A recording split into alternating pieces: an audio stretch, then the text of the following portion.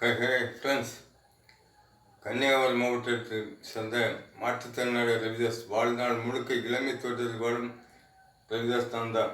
என்னோட வயது இன்னைக்கு 58. ஹே ஃப்ரெண்ட்ஸ், இன்னைக்கு 6/10/2024 ஞாயிற்றுக்கிழமை.